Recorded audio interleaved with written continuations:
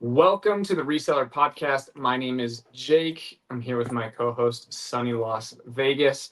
We are here on the Reseller Island. We understand that reselling can be inherently lonely, so we wanted to kind of put together a podcast and a group of individuals that we can all hang out and talk about reselling and support each other. Today we want to talk about a really awesome topic. Kind of super pumped to talk about this. In our Facebook group, I'm going to go ahead and read a post here, and I'm going to attempt to share my screen as well. So we'll go ahead and share this. Boomski. Did it pop up? I don't know if it popped up or not. Okay, yeah, sweet, there it is. So Alex Andrews, one of the members of the Reseller Island Facebook group. If you guys haven't joined this group yet, go ahead and do so on Facebook. It's free. I'm not going to charge you any money for anything. But Alex said, what are some of your losses, aka learning moments reselling? I love reseller YouTube, but there is an understandable selection bias to only show the wins because that will get more clicks. But at the same time, I know that I can't be the only one, hopefully, who gets home only to realize an item is worth less than I thought, or there is a condition issue that I didn't see. This happens at least once or twice, almost every time I go outsourcing. So today we just want to talk about kind of these first couple sentences. We want to share our losses and our mistakes with you guys because we both have made plenty. So Sunny, why don't you start us off maybe with a simple, maybe with a huge mistake that you've made in your reselling business? So it wasn't so much of items in the beginning of what I found. It was something I should have had as I was sorting and learning how to resell was a thermal printer. It was very costly to have ink and the printing machine go out or jammed up and all that weight of the paper, and it was just a mess. So it wasn't until like 4 years into reselling I'm like, I'm gonna pull the trigger and get a thermal printer. Space saver, money saver, time saver. You get less issues with it. And the only thing that ever happens is like it gets a little adhesive under the bar, which is common for all of them. You swab it off with some alcohol, let it dry out. So that was one of my first big mistakes, is not investing in something that was going to save me more, which means I get to keep more and invest if I wanted to. So that's my first one. Yeah, I myself have the wireless Rolo printer. It's really awesome. It's a time saver and a game changer. But actually, when I was beginning, um, I don't recommend that people invest a ton of money in non items at the beginning of their reselling business. I think you definitely should get to the point where you are getting a wireless, a label printer, because like Sunny said, they're awesome for the business. It's definitely something that you want to work towards. But when I first started, and I'm only selling 2 items a week and then 2 items a day, and then I got all the way up to about 6 items per day before I started to buy the printer. What I would do is just on my phone, every time I sold an item, eBay would send a QR code that the USPS could scan. So what I would do is I would just sell all my items. I would package them. I would get them ready. And then I would just take the QR code to the post office. They would scan it for me. And then I was able to just send out my packages and not have to spend money on a printer or paper or any of those things as well. So I think if you have the money and you want to just skip straight to what's it called, being super ultra productive and streamlined, then you can definitely go ahead and get a label printer. I definitely recommend getting there eventually or right in the beginning if you have the funds to. But for the average reseller just starting, I definitely would recommend also just doing the QR code. It really helps you learn the USPS system as well. And yeah, you get to ship out your items for less cost, and it really helps with cash flow in the beginning of your business. When you did the QR codes, was it something you had to wait in line for them to scan? Okay, Uh-huh. because now they have here, I don't know about other places. Let me know for those that are listening and if this pertains to you as well.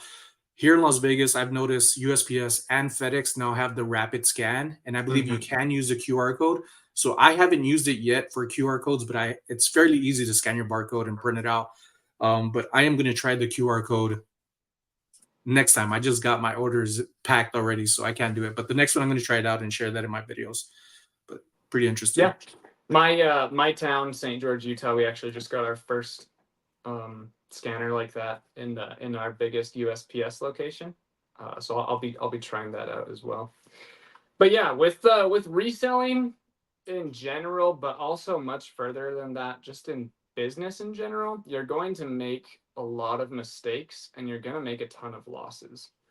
Um, all entrepreneurs know that you don't just stumble upon the first thing you do is almost never a success. Um, I can testify to that. I've done so many different companies, and a lot of them have lost money, a lot of them have broken even, and a lot of them have made a ton of money. And then even at this point in my career, I just made a small mistake yesterday. I was at a Dollar Tree. Everything's $1.25 now. Gotta love inflation. And I found a PewDiePie G Fuel energy drink. Sonny, do you know who PewDiePie is? Yeah, that's another content creator. He was one of the Uh-huh. biggest ones before the Mr. Beast. Yep. Occasionally, I'll have people tell me that I look like PewDiePie. It's fine. I But don't yeah, see it, but yeah, I well, don't I now don't that really you see say it it, maybe either. just a little bit, but no, Uh-huh. I never thought that. No, I get some weird ones. Some people say I look like the villain off of some show. I can't remember. And then there's another YouTuber and businessman out there that he talks about how to maximize Facebook ads and to build funnels for your business. I forgot his name, but some people say I look like a poor man version of him, which is awesome. But yeah, I get some weird ones. But anyway, PewDiePie, he had the most subscribers on YouTube aside from T Series before Mr. Beast. And Mr. Beast really looked up to him and would talk about him a lot in his videos and stuff. And then he eventually passed PewDiePie. But PewDiePie is a very, very popular YouTuber. And he does a lot of gaming, a lot of Minecraft, a lot of stuff like that. So G Fuel, for those of you that don't know, is an energy drink and energy powder for gamers. Um, like there's actual, you can make money playing Fortnite. You can make money playing NBA 2K, and a lot of these gamers they buy these powders or these energy drinks that is supposedly supposed to help you with finger dexterity and alertness and decision making. So G Fuel made a ton of energy drinks and they put PewDiePie on one of them. And this was released a long time ago. And so they were selling for a regular price, but now they've been released for so long and it was limited edition that they're not making new ones. So I looked up on eBay. I found three of them at a Dollar Tree for $1.25, and I looked them up on eBay and I saw that one of them had sold for $20 plus shipping, and that there was only one other listing. And then I looked on Amazon and I saw that they weren't selling like super well on Amazon, but more people look for limited edition stuff and small print runs on eBay. So I bought all three of them, thinking that I'd be able to sell them for $20 each. And I noticed that the last sale was from like 77 days ago, and that the one that's currently listed right now is a multi-quantity listing, and there's a ton of them available. So I'm probably not going to sell those for $20. I think I'll still be able to sell them very slowly for like $12 or so. But yeah, I'm just not. That's a mistake that I'm not going to make money on. Not too much I money on. think I think mistakes are good because they remind you to look over these things that you may have forgot about because we get so comfortable and it becomes so repetitive. We think we're doing all these checks. And one of the recent ones I got a bad buy. I wish my friend knew it was me. I had a hoodie on, so my head and face was covered. This was before this heat wave started coming to Vegas. Mm-hmm. Um, but I saw these Adidas Samba or Simba shoes, and I know they go for around 60 to 80. The guy said he wanted 10. I was like, I could bargain, which is another thing I should be doing more of, that I wasn't doing in the very beginning when I would go to flea markets and yard sales. So bargain's one of them. But to tie into this story, I didn't do my regular twist and bend check off of used sneakers footwear. So when I bought it, I already paid the guy the $10, and Sid comes over and he was like, "Oh, Pari, that's you. Hey, don't buy those shoes. They're dry rotted." He was like, "You could tell because the green undersoles, that's not the original color." And I was like, crap. And as I've mentioned a few times here, I'm colorblind. So I couldn't tell what color that was. And he was like, "Oh, I forget, right?" So it was already too late. But the vendor overheard it and said, "No, I don't want to sell junk stuff. I want to make it right." And I was like, "No, I paid for it. I should have checked. I should know better." But he still said, "I still got $10 credit towards something there. So that was nice on him. But Yeah. these little steps, $10, man, I could buy better stuff if I just did these little simple checks that I think I do all the time because I do it so much. Being repetitive at listing, regardless of what item it is, for years, you think you do it and then you don't. You got kicked out? Sonny, are Can you you hear me? there? Yeah, we're back. Okay. Keep going. You were talking. No, that was pretty much it. Just a little bend and twist check of shoes. Hmm. Now, don't do that on things you buy retail and they're in boxes and brand new. You could tell these were obviously used quality condition items that I could do a slight bend and a little twist. I'm not trying to ruin the item, especially if it's leather. You could create creases that weren't there. So that was one of my recent ones that I knew better, but I didn't do. So, being colorblind, do you ever run into like small or funny issues on Whatnot and knickknacks where you're like, oh, this is a beautiful yellow glass vase, and people are like, Sonny, that's green. Well, that's the beautiful thing about like knickknacks is that there are a lot of content creators there, and I've been on there long enough, at least maybe 6, 7 auctions, that I mention it every time, so that way people are aware of me, whether they're buying something or Yep. not. So when I do say something, they start laughing. Immediately, you see Uh-huh. laughing emojis, and I'll say like this green, and I think it is green. My eyes work sometimes. This green and blue little Boom. paperweight, they Got it. might come and be like, "That's not blue. That's not green. That's something totally different." And they understand, and it's a different type of community because it's a live auction. Yeah. Un- Unlike listing, say on eBay, I have it sometimes in the description saying, "Forgive me if it's not brown and it's green because I'm partially colorblind." And they may not see that, but it may be something I could go back and say, "Hey, I have it in the descriptions. I apologize. It's still a great quality item. Would you still Yeah. like it or would you not?" And if anything, they might say several things like, "Well, I want a partial refund. I still love the shoes and I want them. They're just not the colors I want." Or, "No, I want a refund." Well, then you got to send it back. Hmm. It's still as described. It's just it's one Yeah. of those silver lining listing. Well, yeah, I mean, people should definitely be looking at the photos. Every once in a while, I'll make an error on a listing where, like, I'll list a golf club and it'll have a graphite shaft instead of a steel shaft, but I'll put in the title and the description it's a steel shaft. And then, luckily, mostly people message me and say, hey, it's pictured that this is a graphite shaft, but in the description it says steel shaft. So will I be getting the golf club if I purchase this in the photos, or is it a steel shaft? I'm like, oh, yeah, sorry about that. It is a graphite shaft. And I'm like, okay, sweet. Yeah, I'll purchase it. Send it.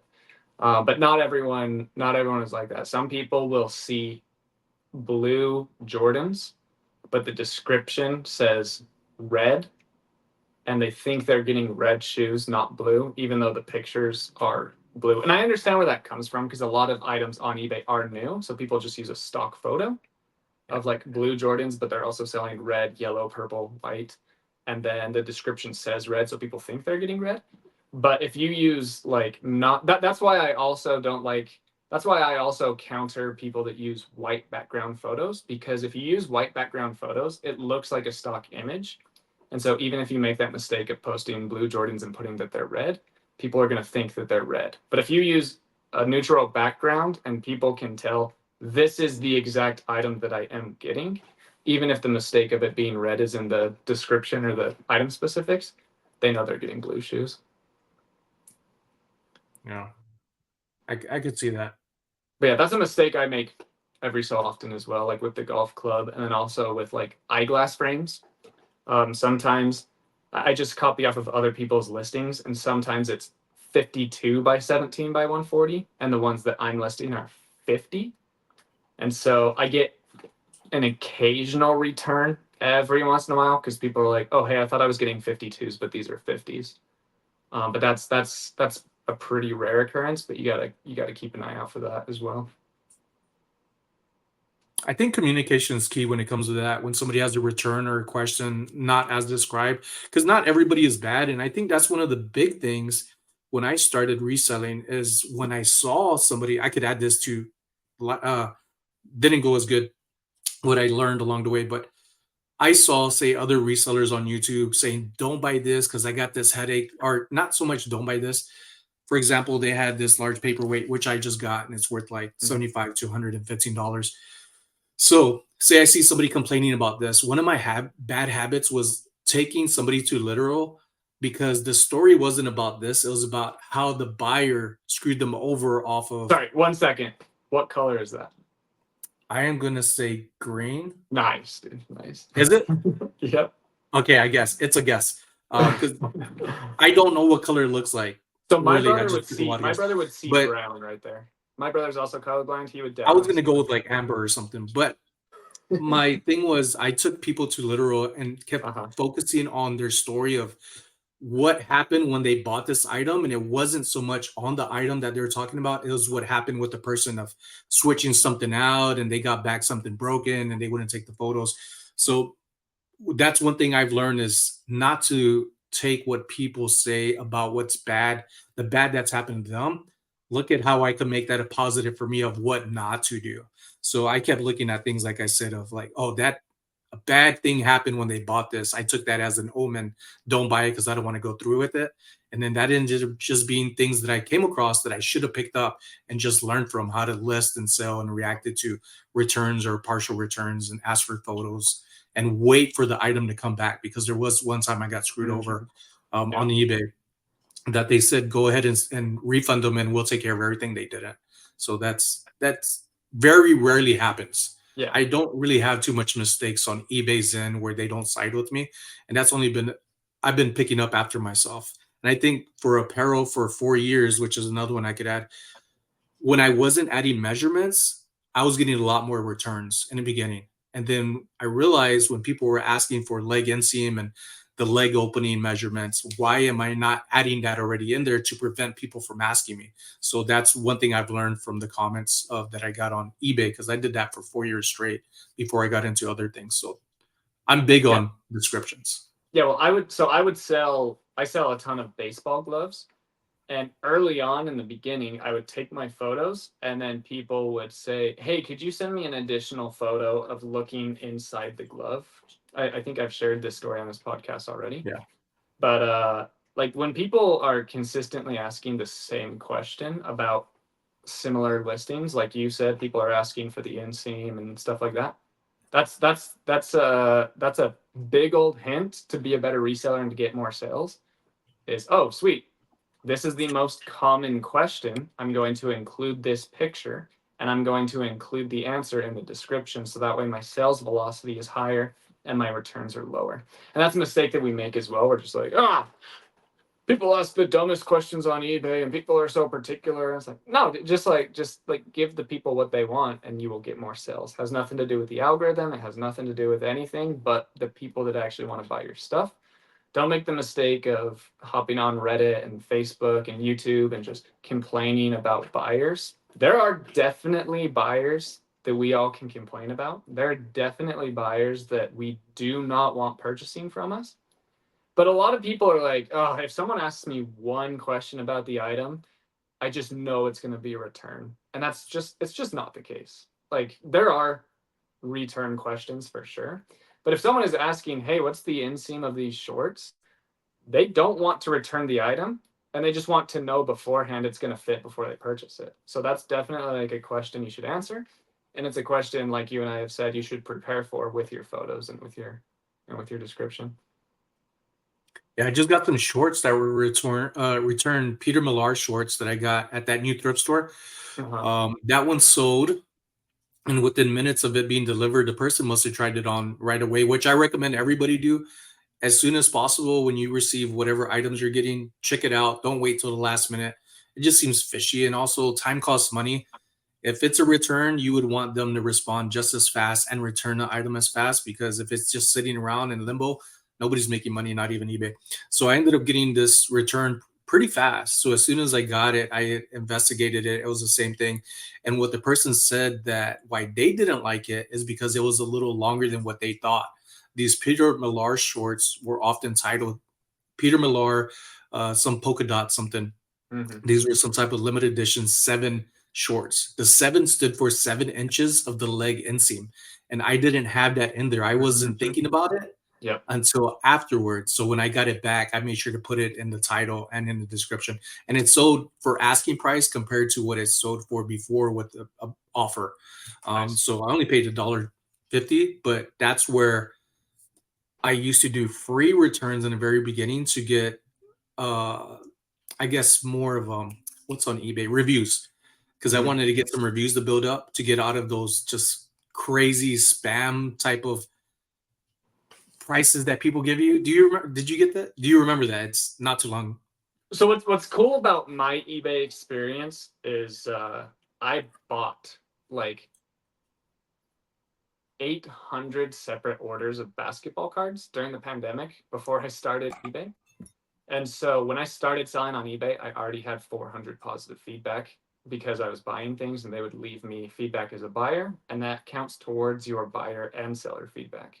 So scammers just left me alone. They're like, "Oh, this guy has 400 positive feedback. He knows how eBay works. He knows, so we're not going to mess with him." And so, I didn't get any of those like, "Hi, message. I'm very interested in this item. Please email me or whatever." Or, "Hey, here's Yeah, my yeah. number. Please contact me." I never got any of that, and I never got people like doing the super like like list an item for 40, and then someone offers you 65 to get your attention, and then they like, "Oh, hey, let's take this off eBay." I never got that because if you have really good feedback, scammers just stay away.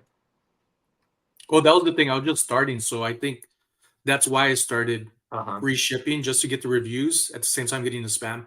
But what I learned is that I found with the measurements not adding that in, so twofold measurements, and then I started changing the free shipping, and I got a lot less returns, and I averaged maybe out of 100 sales return requests, but usually it's not a full return request. A lot of times the measurements, say in jeans, do not match the label because they've already Yep. been washed and dried several times.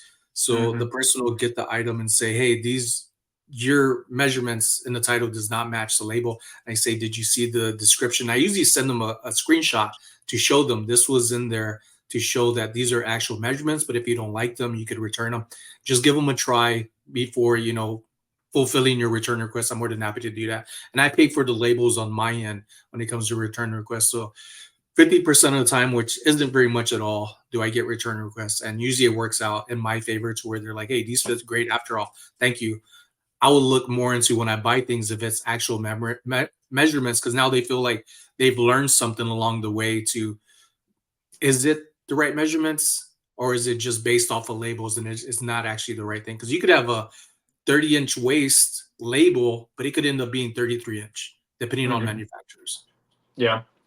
And like you said earlier, you can have 32-inch waist polo Ralph Lauren shirt, polo Ralph Lauren shorts from 1977, and they've been well worn, going to the beach, soaking in the sun, using bleach to clean them, and now those 30-inch waistlines is actually like a 27-inch waist or a 28-inch waist. Things definitely shrink over time, especially if you just wash them in a washer and dryer. So that's definitely something to be aware of too. A big mistake that a lot of sellers make. But one of the biggest mistakes that I made, especially early on, and one of the questions that I get absolutely the most on my channel is, "Hey, should I just pick up every single Dyson I get? Hey, should I just pick up every single Mm. pair of Oakleys that I see? Hey, should I just pick up every single one of these? Hey, should I just avoid all of these, all of the items within this brand?" And the answer to that question is definitely no. The biggest mistake that I made in the beginning was one of the best decisions that I made was learning the brands that sell well. But then the mistake that I made while doing that was just assuming that everything within a brand sells well. So, for example, Mm. your Peter Millar shorts. Peter Millar is a great brand. Peter Millar sells well on eBay in new and used condition. Great company, great brand, but not all Peter Millar sells well at all. Some Peter Millar polos you can't sell for $8 free shipping, you know? And so what I focused on was like, oh, Peter Millar, that's a great brand. Buy it without looking it up. Oh, Bose, that's a great brand. Buy it without looking it up. And what I learned is there are a lot of Bose items that do not sell. And especially with clothing, which is a lot of sellers focus on clothing or even only sell clothing. Especially when it comes to clothing, there are a ton of Polo Ralph Lauren shirts that will not ever sell. And then on the flip side, a brand that doesn't do super well on eBay, like Land's End, Hmm. or Old Navy. Old Navy is an even better example. Old Navy is a terrible brand to sell on eBay, but there are a ton of bangers within Old Navy. So you can't just pick up every Tommy Bahama shirt you see, and you can't just pass on every single Old Navy shirt you see. You got to just keep learning continuously and learning what's trending and what items actually go for a premium because they're vintage or because it's a limited run or because it was just like the best quality line that the company has produced in several years. The only thing I think of Old Navy is vintage cargo pants. And these are like the baggy, loose fit. They look like a parachute material. That's the only thing out of all these years of me reselling that I could think of Old Navy being worth looking at. And then with Polo Ralph Lauren, a lot of people, I like to resell polo jeans more than anything and maybe some jackets. But the jeans are usually the ones I go to, especially if it's salvage. I just found some yesterday, some salvage jeans by Polo. I think they're Vicks or Slender Vicks, something like that. They go for like $50. I got them for $10, which I usually Uh-huh. don't spend that much on there. But just being more aware, like you said, of just because it's polo and vintage doesn't mean it's worth getting. You still got to know what you're looking at. Materials are always so key, which I'm big on materials too. When I first started, I just saw look for these puffer jackets. They do amazing. I just saw a puffy jacket and thought all puffy jackets do amazing, not realizing that there is polyester and nylon fills and that there is feather, down feather, and foul feathers, a mixture of both. So it wasn't until making these bad buys that I've learned why or what to look for and what not to look for. Yeah. Sharing that? Yeah, let's talk about Old Navy. I just said Old Navy. Listen, Old Navy's an awful brand to sell on eBay. Like listen carefully, okay? Don't go out and look for Old Navy, right? But there are some really good Old Navy pieces that if you come across them, they are worth buying and reselling on eBay. So I have filtered here sold items 357, so about 5 per day are selling with the brand Old Navy for more than $50 on eBay. Like I said, the average Old Navy sells for $8 shipped, but these jeans sell for 70. You can lot them up and do pretty well. Mostly lots, but again, here's a vintage Old Navy denim jacket that sold for 60. Um, More lots. Here's some individual pieces. This Old Navy tunic top blouse, floral. You guys want to look for tunic tops and the Bohemian long. That sells for $60. And it was a best offer, so it sold for at least $50 because that's what I have it filtered to. So yeah, I mean, like Old Navy doesn't sell super well. But there are pieces within Old Navy that sell extremely well. And it's a big mistake that we make of like, you know what? I'm just not even like, I'm just convinced that all Old Navy doesn't sell, so I'm not even going to look at it. But an even bigger mistake is the flip side. Oh, I'm going to grab every single Peter Millar that I see because it sells well on eBay. And that's just not the case. My other case of reselling is going to be I used to be when I was I didn't have the best of jobs. I was just starting out at the Win, and I was like the bottom of the totem pole of security, and then I worked my way up to the bike unit. And that was after like 2 years. So what I ended up doing, I was really aggressive and buying really good items, but I was even more aggressive on listing. But when I ended up getting my better job, a career job of making 100,000 a year or more, I didn't feel like I needed to work as hard reselling. Hey, what's up, Scout?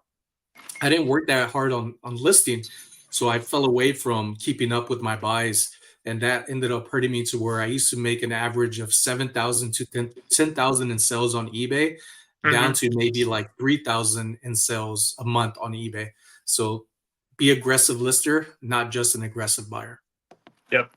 And that leads into one of the big mistakes that I made early on. And what's cool about business and just being a human is that if you actually focus on becoming a better reseller or a better business owner, you make less mistakes. You make these mistakes less often, and you make better decisions more often.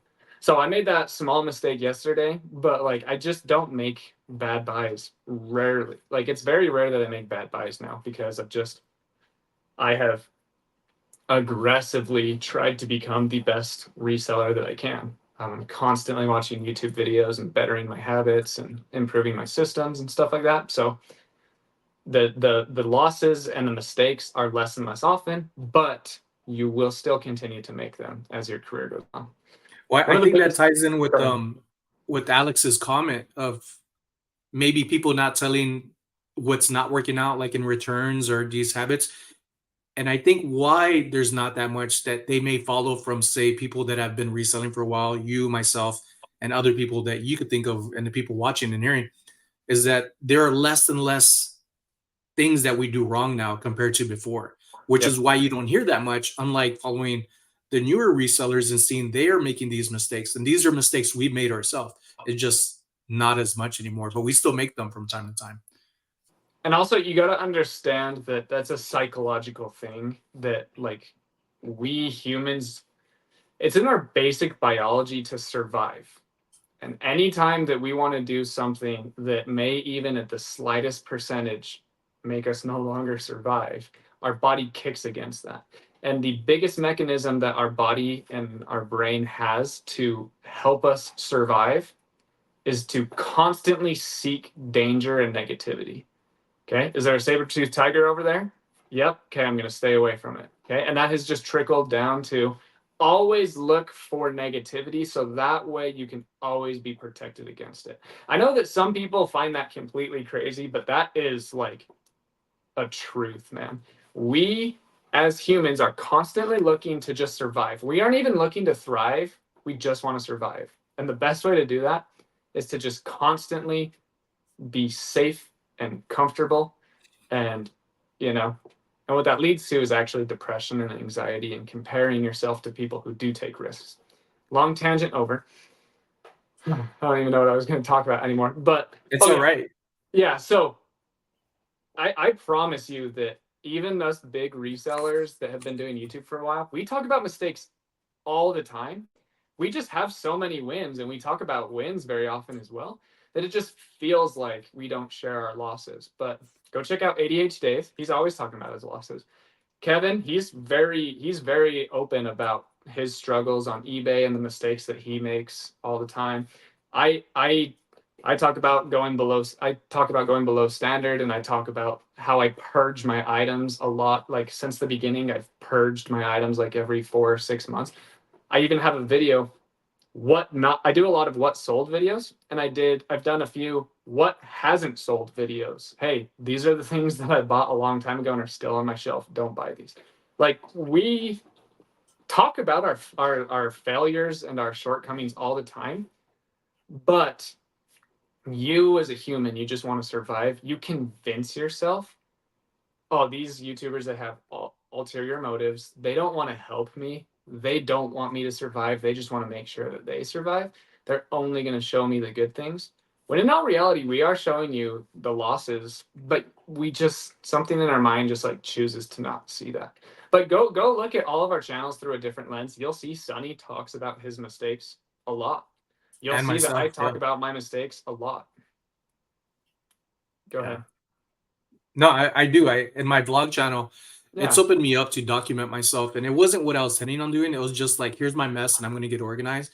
Yep. But as I was doing it, I started learning more about my bad habits and catching myself because it's recorded. And when I'm editing it, I get to see it if I didn't before. And when we edit our videos for content creator or people considering content creators, you get to watch your own content, not just live in it. And you think you know what you're doing and you record yourself. And I was like, I didn't even know I said that, or I got this buzzword, or I have these bad habits that you try to clean up after yourself because we all want to Mhm. get better. We don't want to sound too polished where we sound like a car salesman. We just want to be trying to figure out more about ourselves and be happy in our own peace of mind. But I've learned the my mentality was one where I still struggle with PTSD and anxiety. Where just yesterday or the other day, I was eating with my wife and I was telling her about the vlog because she asked about it. I said it's going good, and I get to see myself and like how much happier I am, and I am really, really seeing myself for who I was and not who I am now, even within the 80 days. She said, "Well, see, like I said, you should just clean it up." And I said, "Carla, for you, it's easy to say, but in my head, I am fighting all these battles and Mm-hmm. struggling with it. And you're not, although you don't see it. I don't want to share with you these things because she could take it in and be like, feel bad and not say anything. So I want her to be herself, but I also am seeing myself and being honest. So it's just like being a reseller. You want to evaluate your business a month at a time, a week at a time, see what's selling better, see what's not. How can I get this sold faster and get it out of here? Rather than what should be a good one, what were the bad things when started? Yep. I kept feeling like these items sell for $50. I should be able to sell it for $50. Times do change and now it's less. But every once in a while, items go up in value and people will buy it straight out. And you see, like, oh man, I should have sold it for more. But there's some things you got to learn to let go on when it comes to reselling and not just feel 100%. I deserve $50 because you're not going to get that $50. You paid for it, you got to minus that, the fees, the shipping time, and everything that goes along with it. It's a lot less. So just be honest with yourself and what you want and focus on your goals is one of the biggest things rather than just on a day-to-day basis. I'm just going to resell and list. What does that really mean to you, and where are you trying to get to in your reselling business?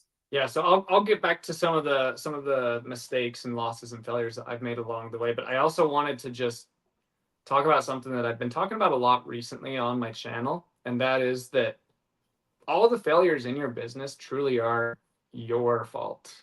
No, I'm not talking to Sunny, I'm talking to everyone. Like, Yeah. your problems are your own, and you are the only one that can actually fix them. And the best way to do that is to just become ultra aware. And I've been telling people recently to actually look in the mirror and identify what you are doing that's wrong. And your blog channel is an awesome testament of that. Because you literally just said, "Oh, I'm noticing that I say or the or like too much," something like that. You're also seeing, "Oh, I've gotten a lot better at being organized, but as I watch back in my videos, I still have a lot of organizational things that I got to improve on." You're literally like an emotion mirror. You can actually see your mirror and you're seeing what's wrong with you. And I don't encourage everyone to start a vlog on YouTube, but what I'm saying is you actually got to look in the mirror and you actually got to rip yourself down to build yourself up. I would recommend doing some work into loving yourself first before you rip yourself down, because if you hate yourself and you rip yourself down, it's not going to be positive. But really learn to love yourself, and then once you get to a point where you're actually becoming comfortable with yourself, rip yourself down and say, "You know what, I do suck at this," or "I thought this was eBay's fault but it's actually mine," and actually work on getting better and better. And that's what's going to limit these mistakes. But the average person doesn't do that. And so, like we were saying, these mistakes become less and less as you move on. Yeah. For the people that don't actually look in the mirror, those mistakes actually become more frequent and compound. It's tough. Be the one that actually says, "Hey, I thought I was really good at sourcing, but I'm not the greatest. I need to get better at it. I thought I had And you amazing can get better. titles." Yep. Yeah, you can be, once you admit this stuff to yourself, and this is the psychological part. Self-care is the best care. I Mm-hmm. found in the beginning I was too focused on reselling to where I got to the point that I wanted, where I wasn't worried about paying bills anymore, because that's what got me into reselling in the first place, is not being able to find a job in time, and my savings were dwindling down to pretty much nothing.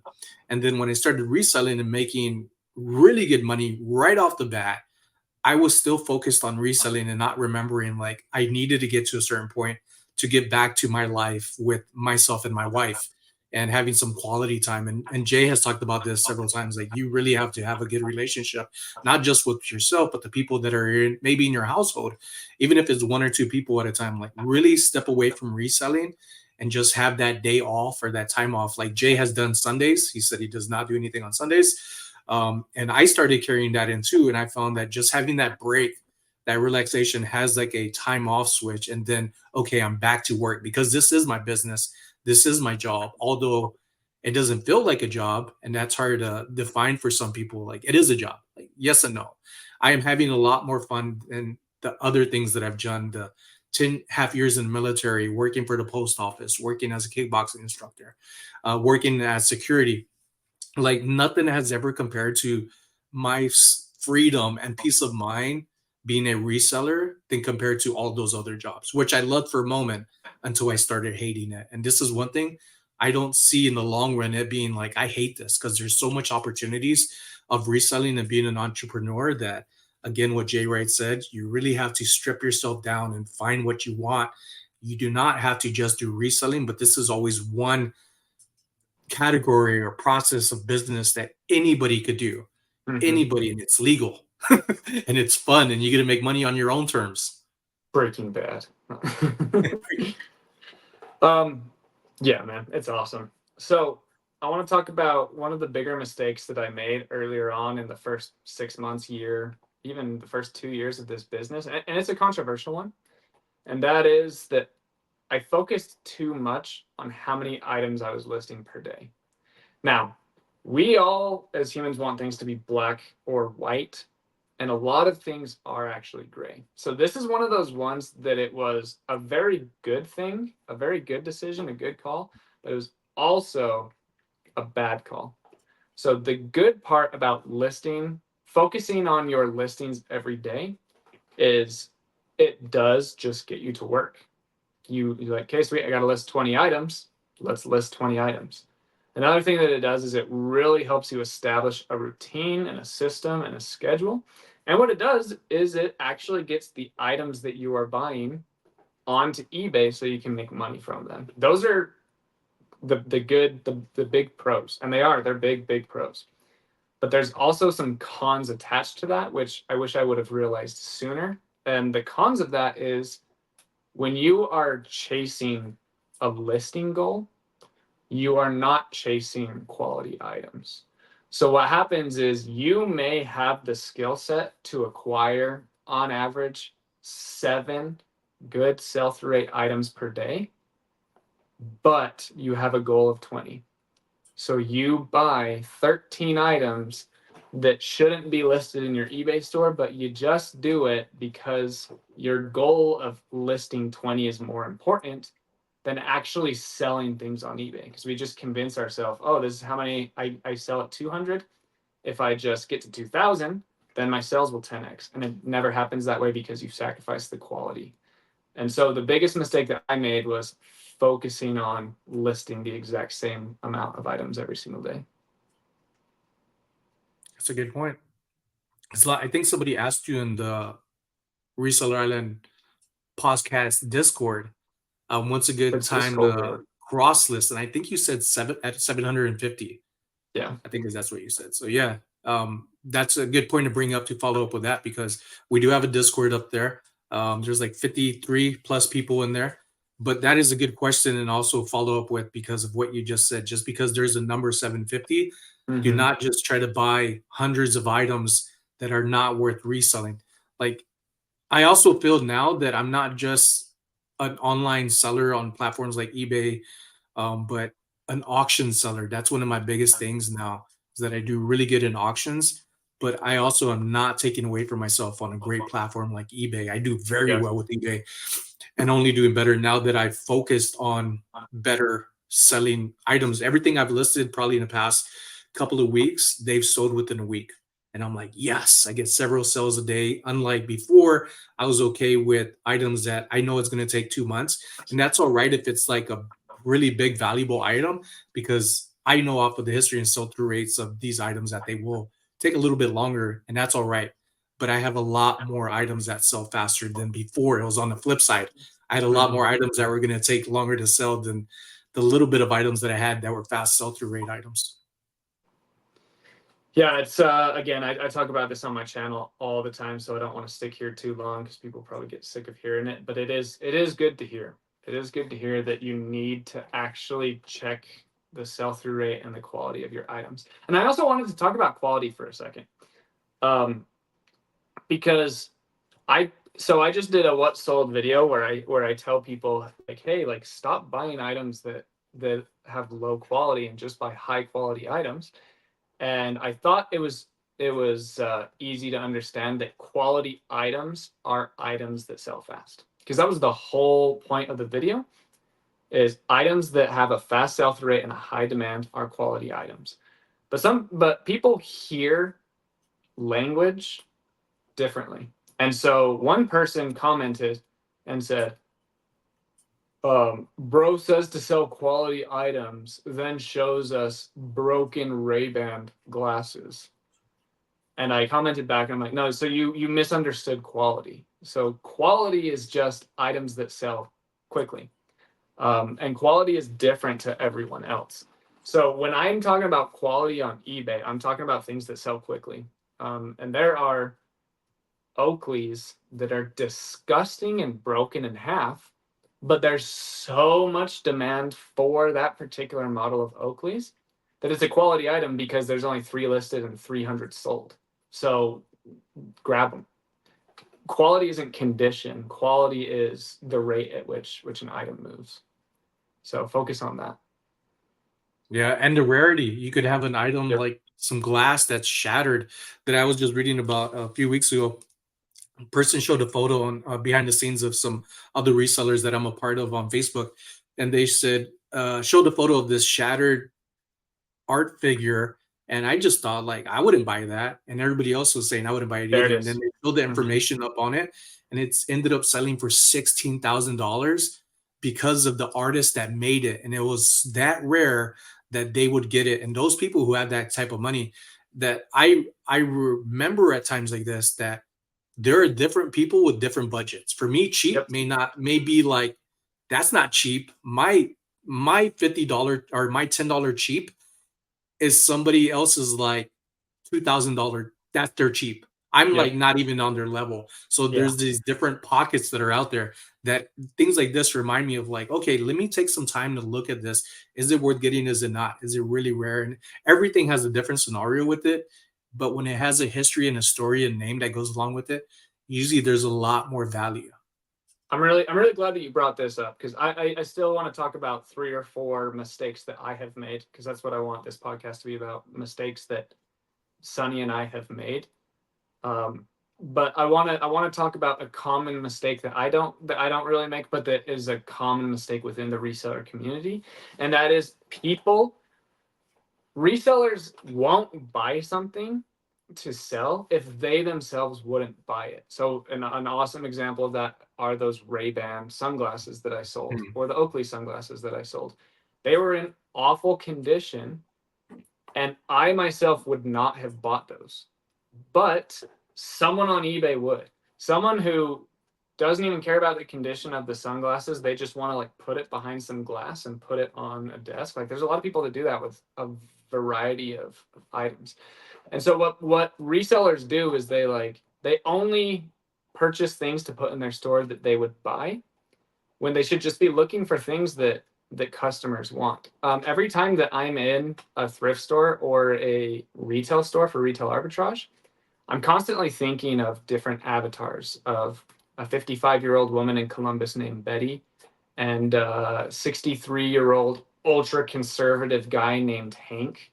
That like I literally like say that to myself when I'm like in like the sporting goods section of Walmart, or if I'm in like in an auto section somewhere, I'm like, all right, what's Hank looking for? What is Hank buying on eBay? And then I have an avatar named Jessie, who's a 16-year-old brat that her dad has a ton of money and she loves TikTok and Visco. I'm looking for things that she would buy too. So like I don't buy things that Jake would buy. Sometimes I do, but I'm looking for things that people on eBay are purchasing. And the beautiful thing that I get so many hate messages and comments about, and I just don't understand why. The beautiful thing about eBay is it literally tells you how many are listed and how many have sold in the last 90 days. And it spoon feeds you what items are in demand, and you should just focus on those. But for some reason, people hate it when I say that. It's so wild to me. Well, you said before, follow the numbers and the analytics, and that goes what it's spoon feeding you. It's telling you this is Mhm. what's selling, and that was actually one of my bad things that I didn't do before. I didn't know about sell through rates until a Yep. couple of years after starting. I was like, oh my goodness! So a lot of the things I saw were just again as listed and not what they actually sold for, because we get super excited not knowing any better. And I think why those things happen, like it happened to me, is because I didn't know that information. This was all fairly new to me, and not until I invest in somebody like, say, Jay Wright, other resellers out there that you learn from, then now you start to understand sell through rates and what sells and what's actually Mhm. good, not just focusing on something that looks like it has a juicy price as is listed. One thing I look about not only what sell through rate is, I'm also just curious about things of like, what's the lowest it's sold for, what's the most it's sold for, and if it's sold for a much higher number, why? What do I need to look for that has that price tag that I could get to that? And if it doesn't have that, then yeah, I'm putting it away. So there's a lot of things out there, especially with glass cards, signed autograph things, like why you see like these $2,000 cards that sell, or these paperweights that sell for that much compared to the same item that doesn't sell for as much because it doesn't say have signatures or something extra like the things that sold for more. Yeah. Yeah. Another mistake that I made about price, especially early on. I mean, I stumped this one out very quickly, but especially in the first like week, maybe two, is so pots and pans. I still sell a decent amount of pots and pans, but I actually sold a lot of pots and pans early on. And that's because I would see them for $2 at the thrift store, $5 at the thrift store, even $8 at the thrift store. And then I would click over to sold and I would see that they were selling for $40. I'm like, oh, 8 into 40? Yeah, that's great. That's a great margin. I'll buy this. And then I realized, oh, wait, some of them are 40 free shipping and some of them are $40 plus shipping. And the beginning I would just see, oh, it sold for $40. If you buy something for 8 and it sells for $40 shipped and it's a big pan, you probably made $3. But if it's something that sold for $8 plus shipping, you just made 25 bucks because a big old heavy pan, a big heavy and long pan is going to cost you like $18, $21 to ship. So you paid $8 after fees. Yeah, you're left with $3. But if you charge shipping and the buyer pays for it, now you're looking at a $25 profit. And I didn't understand that at the beginning. So I bought a ton of like $5 pans and I'd list them for 20 plus shipping, not realizing that the ones that sold were $20 shipped. So I'm like, why are these pans just sitting here? Why aren't they moving? Like they actually have like decent movement, but for whatever reason, mine just aren't moving. And it's because I didn't realize 20 shipped and 20 plus shipping are very different. Yeah, they're very different. Free shipping plus shipping.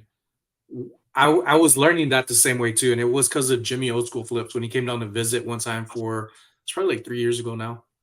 2 years ago, he came down to visit. He stayed over here at the house, and I was asking him how he runs his eBay business and why he does free returns and free shipping and this other stuff. And he broke it down, and I was like, oh, maybe I should get to starting free returns.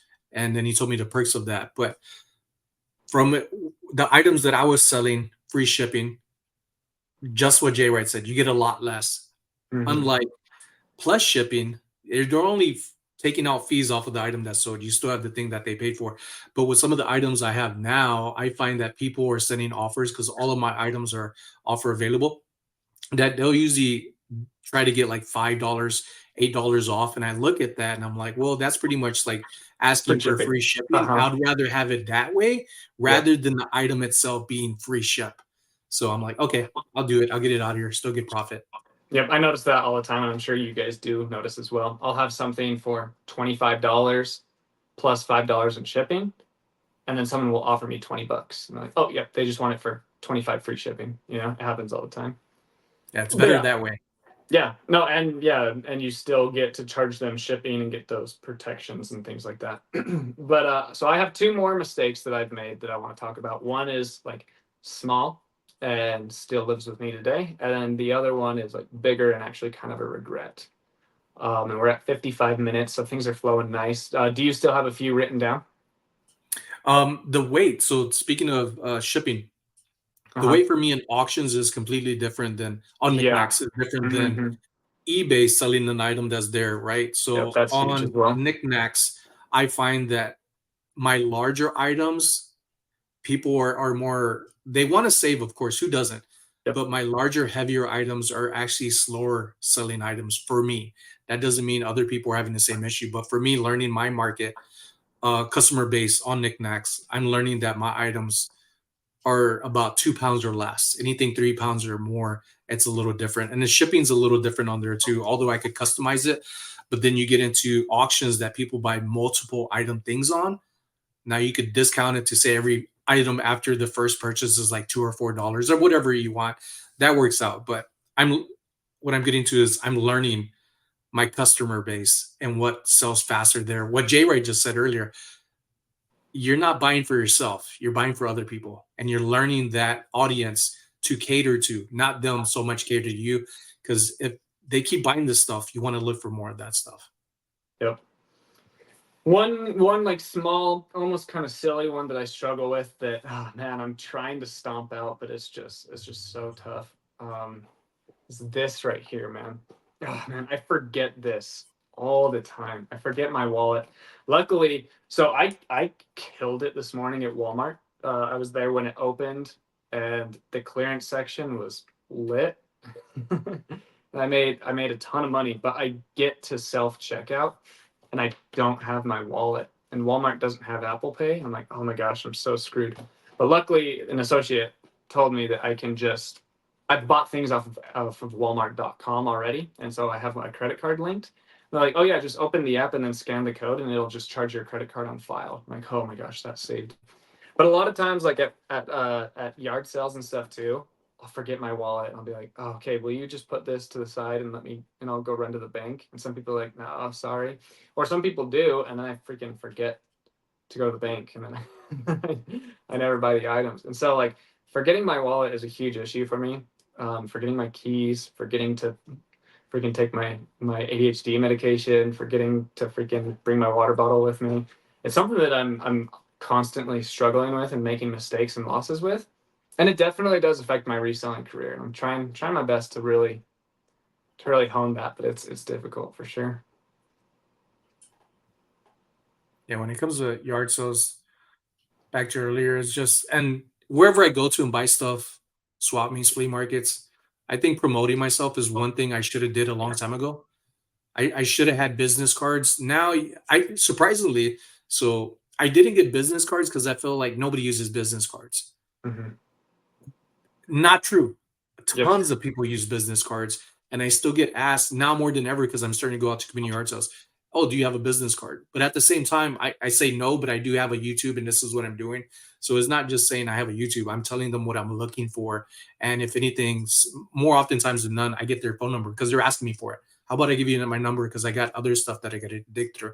So promoting myself is one that comes Yep. with business cards. I want to get within a few days from now that I'm going to design together. And that's a nice little segue into my last topic that I wanted to talk about. It's you say you regret not, networking sooner. I regret not going to yard sales sooner. Um, Mm. and this is another like human condition that we have is we try something once or twice, and if we don't receive immediate like reward, then we're just like, oh, okay, yeah, this just sucks in my town, or oh, this isn't for me, or oh, these YouTubers are lying. And I didn't necessarily think that to that extreme, but like the first year and even into my second year of doing this, I didn't prioritize yard sales because every time I went out, I just like gave a half effort, and I would find a few good things, but I wouldn't find like a ton. And so I'm like, all right, I'm just gonna focus on thrift stores and online arbitrage, and I do amazing with thrift stores and online arbitrage.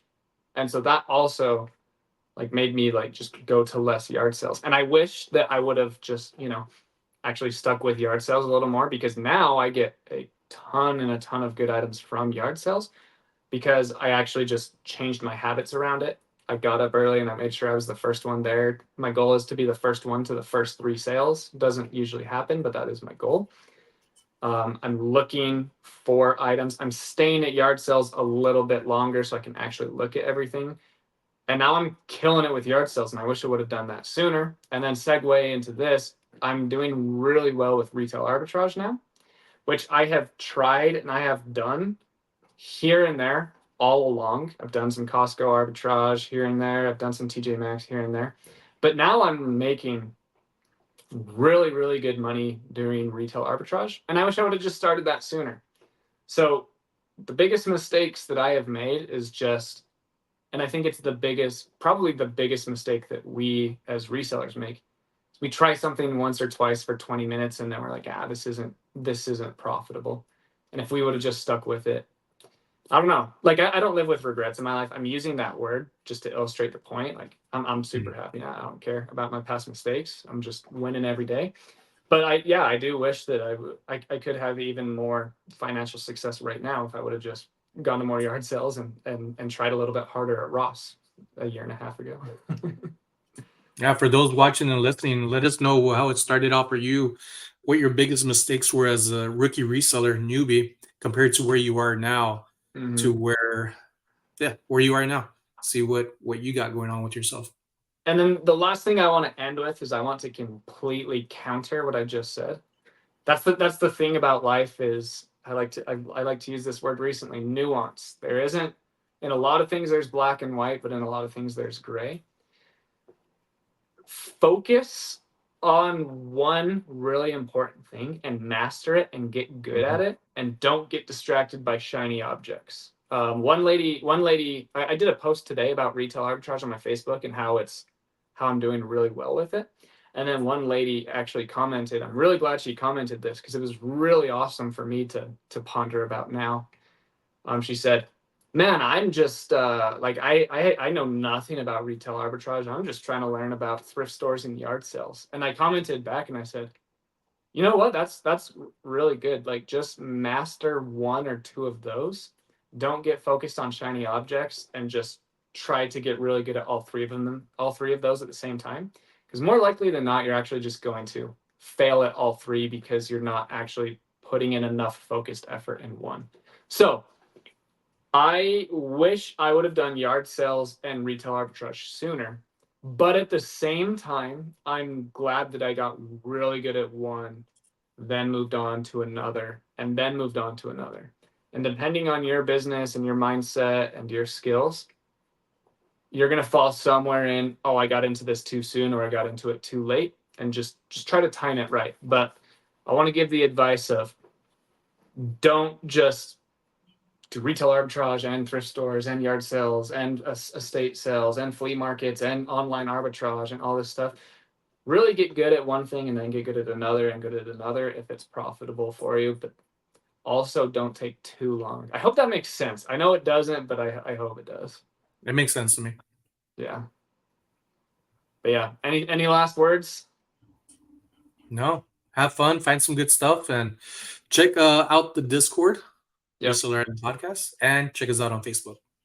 I really just love reselling, guys. There's a lot of negative sentiment in our space right now. It comes every single summer, and it's consistent throughout the year, but it's typically a bit more positive during quarter 3 and quarter 4. Just remember, guys, that reselling is an amazing opportunity, and that we're super blessed to have stumbled upon this life hack. So just keep trugging along, guys. This is an awesome opportunity that we have. It is a great opportunity, and it continues to get better.